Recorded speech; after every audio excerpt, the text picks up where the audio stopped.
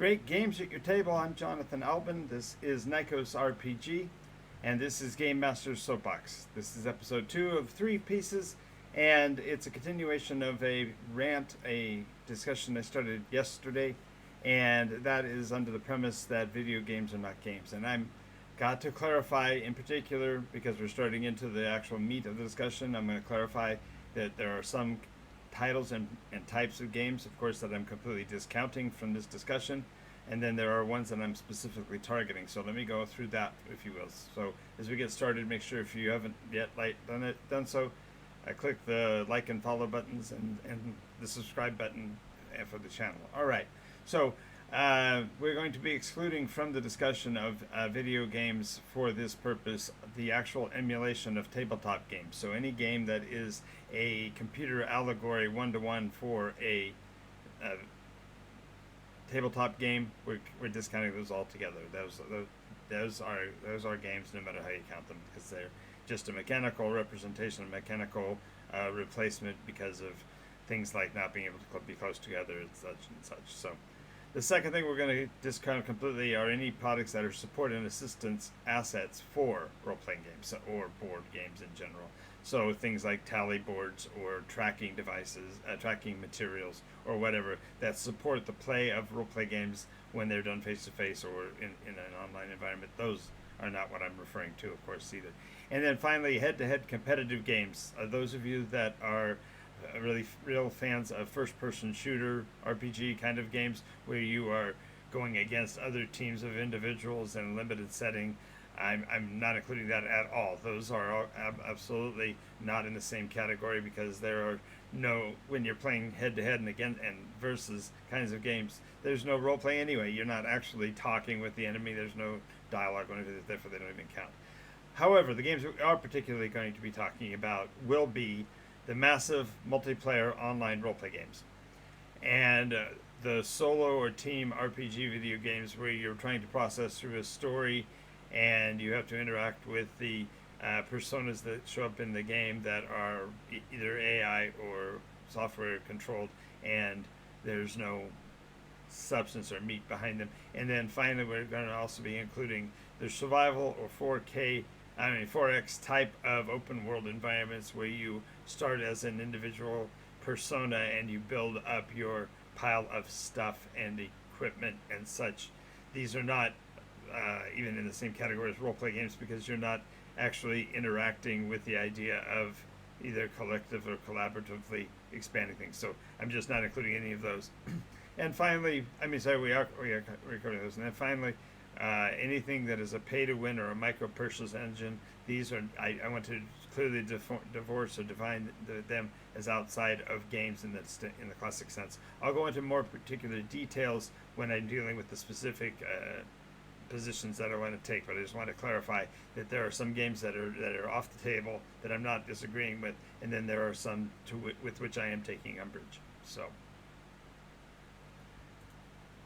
So what we're going to deal with in this episode is most of the meat and potatoes defenses of my position. Now these will seem like I am making attacks, and they're attacks on positions. They're not attacks on individuals, and they're not attacks on choices. They are specifically on the definitions of these games that are claiming or appropriating the concept that they are game environments, and they're really not. So let's talk about them. The first thing are experiential games where you literally are trying to find the edges of the board and crash them. Things like that, things that lead to situations like a Leroy Jenkins or a YOLO, or your curiosity can just kill you because you're just wanting to see what the environment will do. These are not what role-playing games, this is not what tabletop games actually do, because they're story breaking, they are theme breaking, they are persona breaking. They are not a situation where you are actually engaging in trying to comprehend, understand, and experience the world in any real way. You are aware that your persona in these games is a construct. You are aware that your persona is not a valid creature, and therefore you are simply testing the physical and mechanical boundaries of a game. And this is, if you know what the game is, then you don't go around doing that. So this is actually a situation where people are just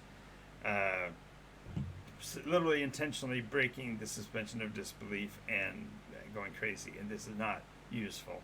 Any games that promote this or expect this and plan for this are fundamentally already breaking the concepts of what a game is, because they're not creating an even playing field at all. The next one is any game wherein the persona is acknowledged and recognized to be a toon, a falsified representation that can return to the game. Some of my favorite early video games, like Gauntlet and things like this, you clearly knew you were not unexpendable. As a matter of fact, you prayed that you found equipment and gifts and stuff in the game that would grant you additional lives, so you could literally start again when you died. This is not the concept of a persona that is in a role-play game. Most role-play games are devised so that the challenge put on the players puts them in the risk of elimination, but it doesn't actually actively promote or reward or otherwise disregard the death and destruction of the NPC, but instead of the PC, but instead looks at it from the standpoint of trying to embellish or enhance that life. And so the concept of your persona being a toon or being an alt or whatever other term you want to use is by itself intrinsically not the aspects of a game. You don't get do-overs. If you're playing a game of Risk or Monopoly and you lose, there's not a res point. You don't get to pick up $5,000 and start again. You're done. So these are games, and projects that allow for this re-res and this continuation, while they're enjoyable, they're not a game by definition, by my definition. Now, let's also look at other things. The very concept of a non-player character has been eroded by the video games marketplace to the point where today's humorists and satirists and even people who are just simply trending by emulating the characteristics now defining an NPC have done great damage to the very concept of what a non-player character is, and they've disincentivized, I don't know if that's a word, the game master from having persona for the players to interact with, because the very consideration and the way in which they are treated has suffered and will continue to suffer, because the players are not investing in understanding what or who they are, and to me it's dehumanizing, and it eliminates the very concepts that a standard game or standard role-playing game in particular would bring out, because when you engage with an NPC, the storyteller is basically describing the antics and activities of somebody who does live in the game. They are persona, but they just aren't player persona, and this has ended up leading them to be treated in really bad ways.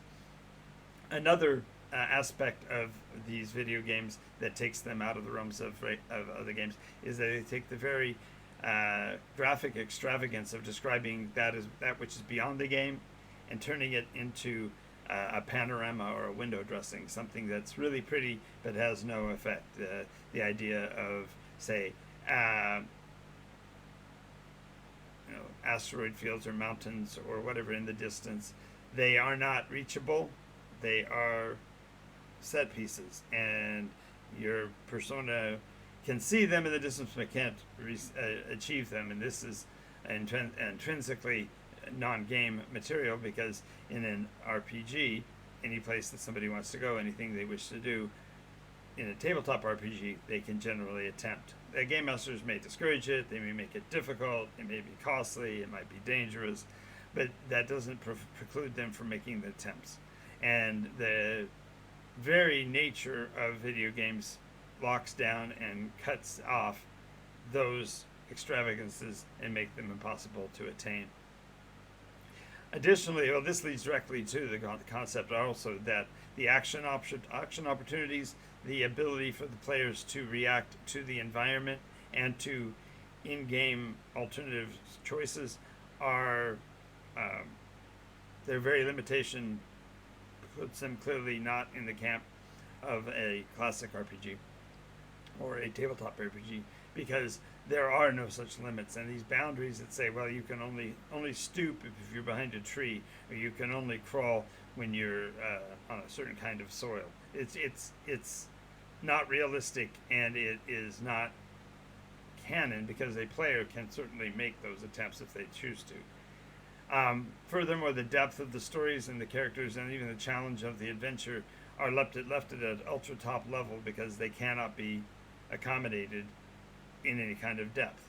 The players, because the game master has to fulfill so many other parts of the character's abilities, like the character's just gestures, his smiles, dance steps. These things all are very, very important to an online character, and they are simply made more accommodating and more of an importance than other things that could be arguably more uh, important if the persona was actually a character in a story. And even the story itself is not going to be deep, because you're proceeding from point A to point B in a way that you can't have the players have to go internal for discovery, because there's no mechanism for that. So the very concepts of the character, the story, and even the challenges and whatever that they face are all fundamentally flattened.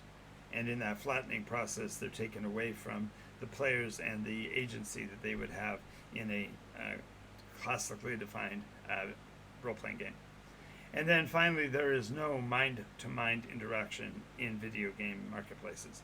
Even when your characters in a video game are pitted with a BBEG, a villain, a boss, the mechanism and the AI, whatever that is operating it, is extremely limited in its capabilities, and there is no direct mind-to-mind interaction between the villain and their true motivations and the players and their true motivations, because the video game processing can't meet that. They can't do that, and it may be possible. It may be possible that I don't know of one, and if there is, please feel free to let me know what that is. But I don't know of a video game or a console game or anything where there is mind-to-mind interaction, other than the ones I already mentioned that are off the table. For example, the me versus you video game shootouts. Yeah, those are fine, because those are not role play. Those are me versus you shooters.